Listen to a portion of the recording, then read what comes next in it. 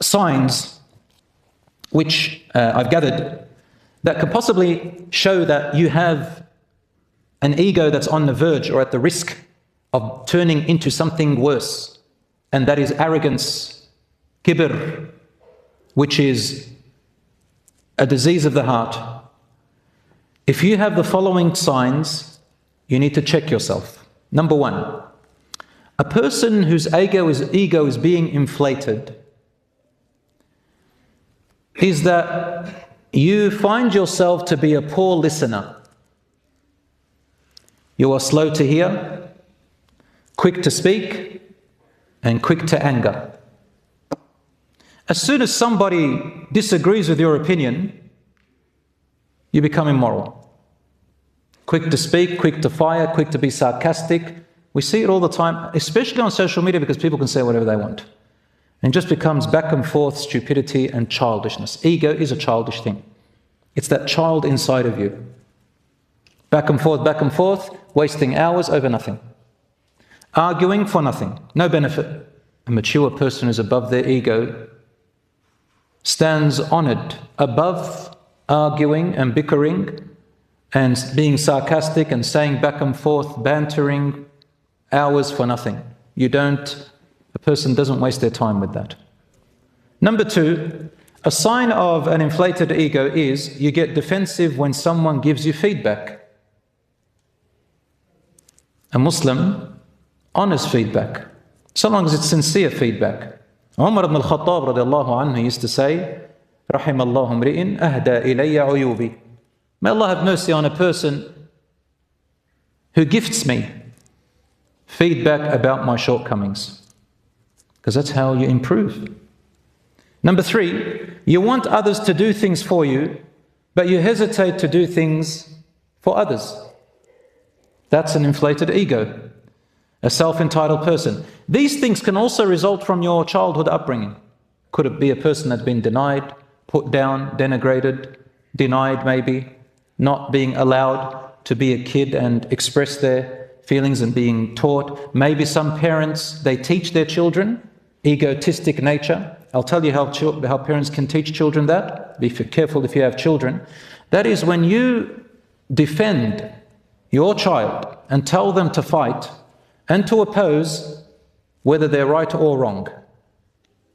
That's one of the worst ways of destroying your children. You need to let them face reality, what's right and what's wrong, and when they're in the wrong, they have to also know the consequences and admit. But if I tell my child, any fight that happens, any argument that happens, anything that happens at school, anything happens with their friend, with their relatives, with their cousins, with anybody, my child's always right and I'll defend them tooth and nail, I'm going to develop a dangerous, egotistic entitlement in my child when they grow up, and they're going to use that against me too. And that's the meaning of the hadith, مِثْلَ مَا تَدِينُ تُدَانُ. The way you act and treat others is the way the treatment's going to be around your life. So be careful of that. Number four, you do not try to understand or empathize with people who disagree with you. When you argue, your goal isn't to understand and connect with people. Your goal is to prove you are right. And this also happens among people trying to be religious. Instead of really trying to call people to deen and correct them for the sake of Allah, they do it for the sake of their own ego satisfaction. Some people, I read an article which calls it spiritual narcissism or religious arrogance. I come and I teach you or I correct you, not because I really do want Allah to be pleased with me and to really help the community to become better people, or really because I want goodness for you. No, I do it because of my ego. I want to satisfy the fact that I can control and tell and order someone else and tell them what they're doing wrong. It could be because my childhood, I was missing out on gratification, or I was missing out on some love. And maybe as I got older, I was possibly in a very bad life. And now that I suddenly become religious, I think that everybody around me needs a reformation and I am the one who has to do it. And then I forget where I was. And then what happens is, it's not really about guidance anymore, it becomes about me. It's about me bringing my thug life, for example, from my jahiliyyah days, from my ignorant days, I bring it into Islam now. So I'm a thug there, and now I'm a Muslim thug. There was a topic a long time ago, I heard it from a sheikh, it's called thugs in the masjid. When you turn the religion to serve your ego. Any verse of the Quran that suits me, I'll use it. It's not really about right or wrong, it's about me. I want to advise someone, it's not really about guiding them, it's because I want to show that I'm the man. Women do it too.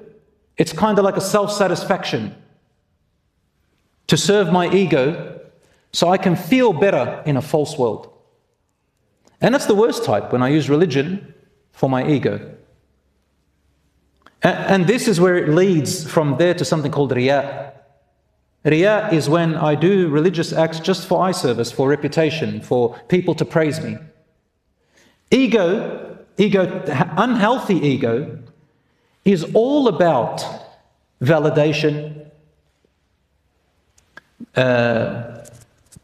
pleasing others, meaning you want others to say good things about you. It's all about praise. So this is the problem. Healthy ego is about pleasing Allah, not about yourself. So be careful with that one. Allah says, "Ishtarau bi ayati Allahi thamanan qalila." The people of the past before Muhammad sallallahu alaihi wasallam, Allah tells us about them, children of Israel and others, they started to use the verses of Allah to buy satisfactions in their life for their wants and desires. So they sold the verses of Allah. What does it mean they sold the verses of Allah? It means they used them, they altered them, they interpreted them, they manipulated them in order to have a personal gain out of the verses of Allah. And it's very easy to manipulate people when you give them prophecies. There's a prophecy coming, but I'm lying to you. I manipulate you with something about the hereafter which I made up or manipulated so they can continue to honor me if I'm in a place of position. And people do it today, I see it on the internet all the time. They can't wait to see someone doing a mistake. They will go out of their way, probably miss their prayer and delay it to tell this person. It's like a fetish for them. You know what a fetish is? They get excited from it. Gets them excited. They're terrible. But ya ikhwan, brothers and sisters, Jannah looks into the heart. The hearts have to be proper. They have to be sincere. And the person doing it with the pleasure of Allah, we have to always remember where we came from, who we are, what we were born out of, where we're going. Remember, we are weak. And you will come to that. Number 5, you have fun,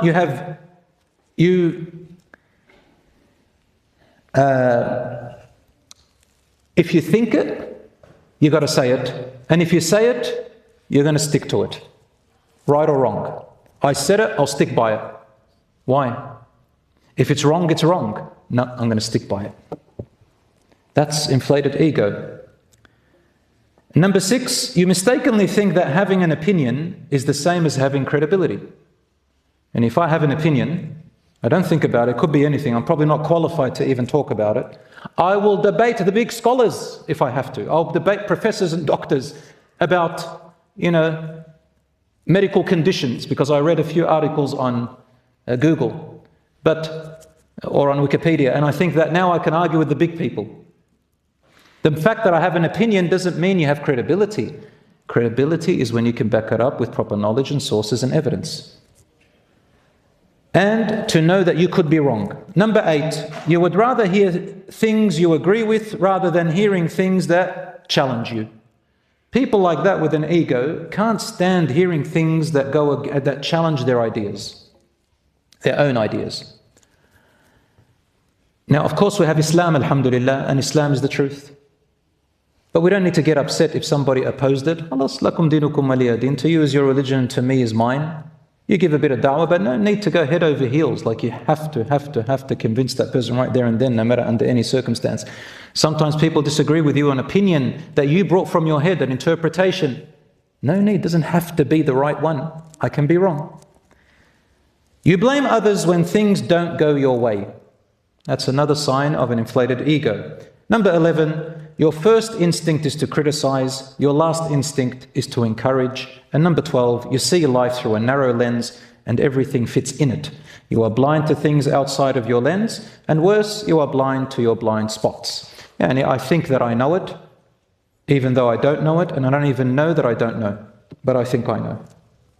We see this all the time.